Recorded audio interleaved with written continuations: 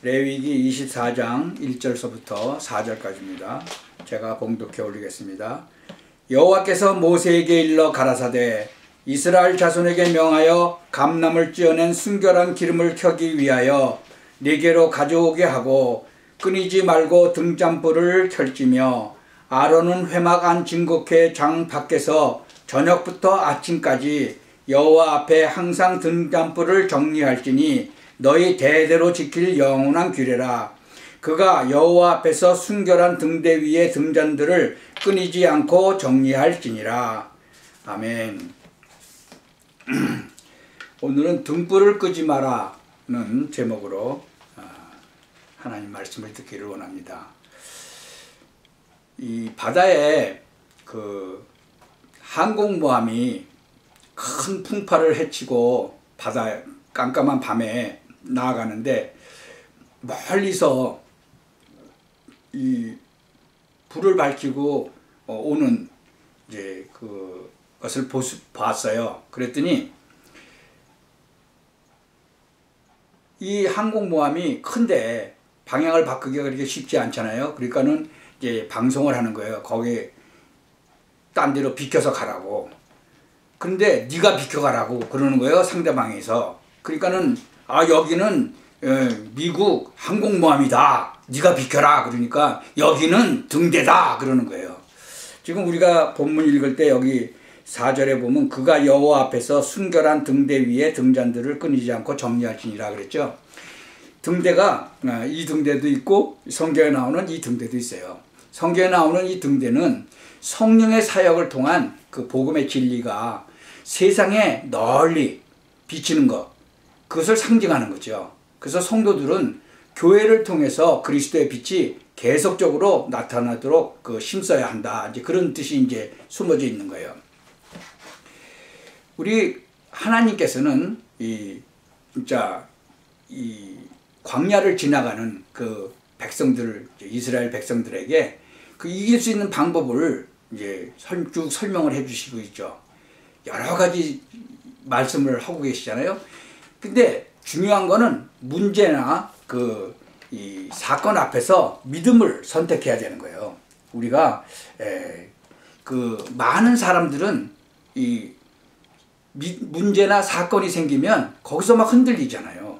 근데 거기서 믿음을 선택해야 돼요. 이것이 진짜 24시간 함께 하시겠다고 하는 그 여호와 하나님과 함께 하는 게 뭐예요? 기도죠. 기도. 이렇게 되어지면 신앙생활이 굉장히 힘을 받게 되는 거죠. 모든 성도가 이 등불을 끄지 말라는 거예요. 교회가 이 등불을 끄면 안 되는 거예요. 이 복음만 말씀하셔야 돼요. 24시 등불을 끄지 않으면 더 이상 두려움은 없어요. 여기서 24시간이라는 건 24시간이 아니고 해 지는 시간부터 해 뜨는 시간까지를 말하고 있는 거죠. 그래야 또 제사장들이 가서 그 안에서 일을 하잖아요. 그러니까 항상 우리가 그리스도를 항상 누려야 돼요. 그리스도는 세 가지 문제를 해결하는 거예요. 창세기 3장에 보면 하나님이 인간을 창조하시고 먹지 말라고 한 게 있어요. 이 에덴 동산에 모든 것은 다 먹지만 중앙에 선악과만 먹지 말라고 했어요. 먹으면 죽는다고 했어요. 정령. 그래서 그걸 따먹은 우리의 선조 아담과 하와가 죄를 짓고 하나님을 떠나게 된 거죠. 그러니까 재앙이 오잖아요. 그래서 재앙, 지옥과 운명, 이 뱀 속에 들어간 이 마귀의 말을 듣고 먹었잖아요. 그러니까 이 사단의 문제. 그래서 모든 인간은 진짜로 사단의 종로로 더면서 태어나는 거죠. 이것에 대해서 예수 그리스도가 완벽하게 해결을 하셨죠. 이 성경에서 그래서 이것을 계속해서 지키라고 하는 것이 유월절, 예수 그리스도의 피. 이 이스라엘 백성이 애굽에서 종살이 하다가 풀려나잖아요. 그때 10가지 재앙을 통해서도 안 풀려났는데 진짜 피 바른 날, 유월절 어린 양의 피 바른 날, 그 유월절에 어린 양이라고 그러잖아요. 예수님 보고 신약에서 보면 세상 죄를 지고 가는 하나님의 어린 양이다. 그게 바로 예수 그리스도의 피를 상징하는 거예요. 유월절이. 그래서 그 유월절에 이 피 바른 그 집은 다 초태생이 다 살았죠. 장자들이 다 살아났잖아요. 안 죽었잖아요. 그리고 예수 그리스도의 삶을 말하는 무교절을 또 지키라. 초실절을 지켜라. 예수 그리스도의 부활, 또 오순절, 칠칠절, 이 성령의 역사, 그거를 또 기억하라. 이 신약에 와서 이것이 완전히 확실하게 그림자가 아니고 완전히 실체적으로 보여지잖아요. 예수 그리스도를 통해서. 그리고 한 가지는 아직 안 됐죠. 나팔절, 재림. 예수 그리스도가 재림하신다고 그랬잖아요. 아직 재림은 안 하셨어요.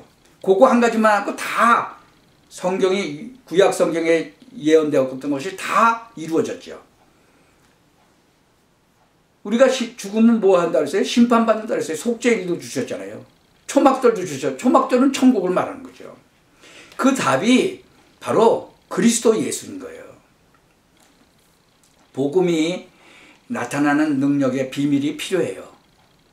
이 땅에 빛으로 오신 예수님, 참빛, 곧 세상에 와서 각 사람에게 비치는 빛이 있었나니 그러잖아요. 참빛으로 오셨어요. 예수님께서. 이 세상의 빛으로 오셨어요. 그래서 우리들의 모든 문제, 원죄, 자범죄, 미래의 우상숭배죄 이런 거 전부 다 해결하셨죠. 재앙, 지옥, 사단의 문제도 다 해결하셨어요. 그리스도의 비밀이 내가 있는 현장에 복음으로 나타나야 돼요. 이 창세기 3장 15절에 보면은 진짜로 이 요셉을 통해서 애굽을 살리잖아요.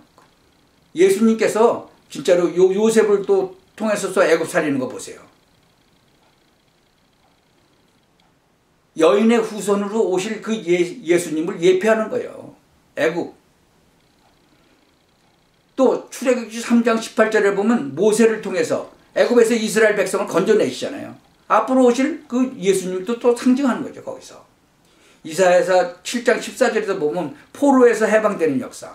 주께서 친히 징조를 너희에게 주실 것이라. 보라 처녀가 잉태하여 아들을 낳을 것이다. 근데 그 이름을 임마누엘이라. 임마누엘이 뭐예요? 하나님이 함께 하시다는 뜻 아니에요. 하나님이 성령으로 함께 하신다는 거죠.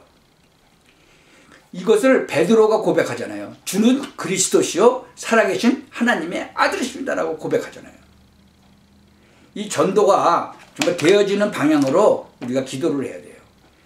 내 삶이 이거에 방향이 맞춰져야 된다는 거죠. 이 빛을, 세상의 빛으로 오신 그 예수님을 그걸 전달을 해야 돼요. 전도가 되어지는 방향으로 내가 기도를 시작하면 24시 응답을 역사를 누리게 돼요. 응답의 역사가 내 삶 속에서 나타나는 거죠.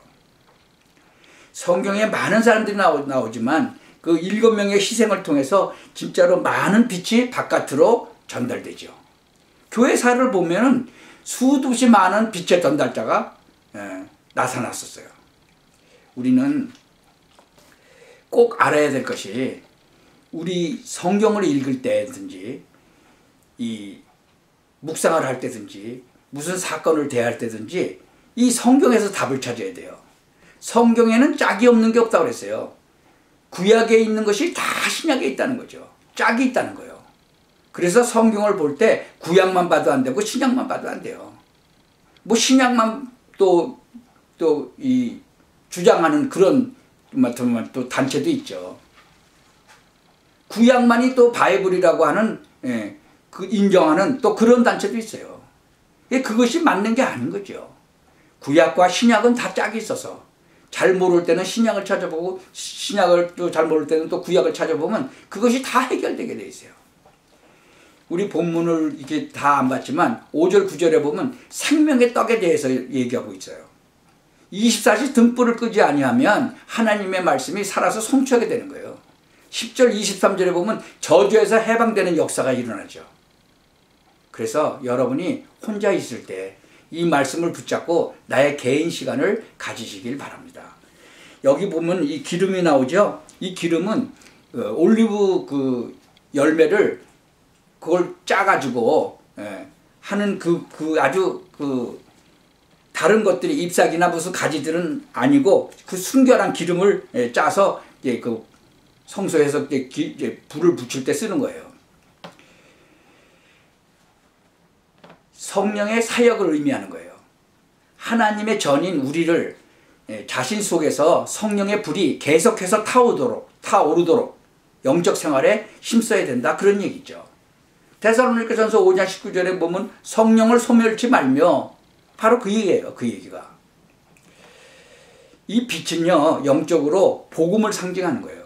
그게 누구를 상징해요? 예수 그리스도를 상징하는 거예요. 예수 그리스도께서 이 땅에 오셔서 모든 것을 완성하셨잖아요. 우리들의 과거, 진짜 우리들도 알지 못하는 그 원죄 문제, 또 우리 조상들이 또 했던 그 우상 숭배한 그 죄, 또 우리가 살아가면서 짓는 죄, 그런 모든 것을 완벽하게 해결하셨어요. 그래서 세상 죄를 지고 가는 하나님의 어린 양이라고 말씀한 거예요. 세상 모든 죄. 근데 그게 우리들도 들어가잖아요. 이러한 것을 여러분께서 사실적으로 알고 사실적으로 누리셔야 돼요. 그래서 등불을 끄지 마라 그랬어요. 신약에는 뭐예요? 항상 감사하고 쉬지 말고 기도해라.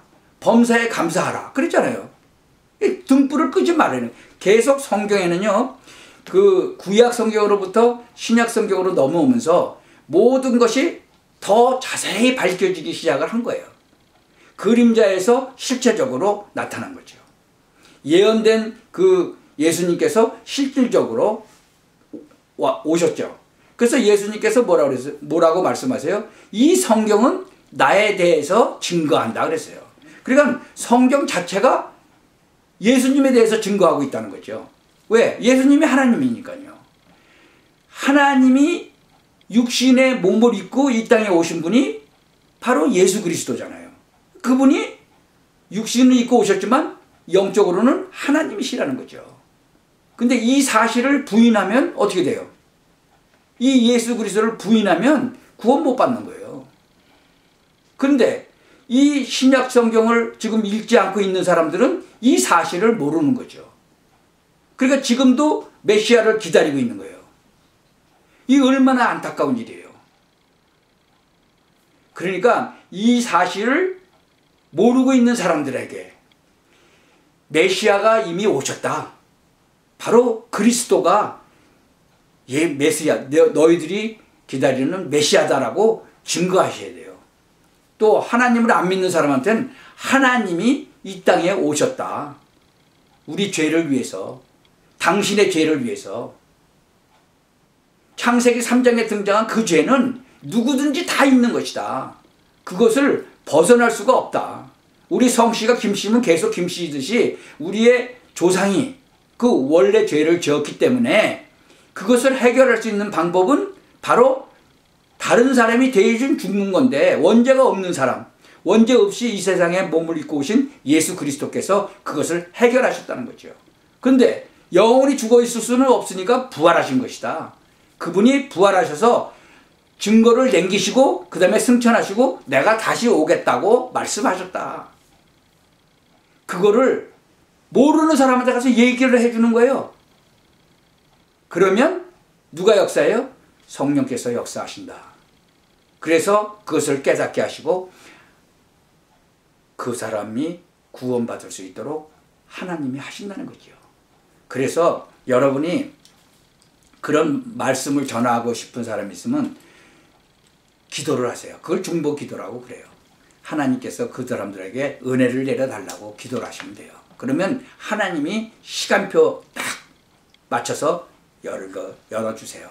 그러면 가서 그냥 말씀을 전하면 되는 거죠. 그러면 그 사람이 구원받게 되는 거죠. 그리고 하나님의 자녀 되는 거예요.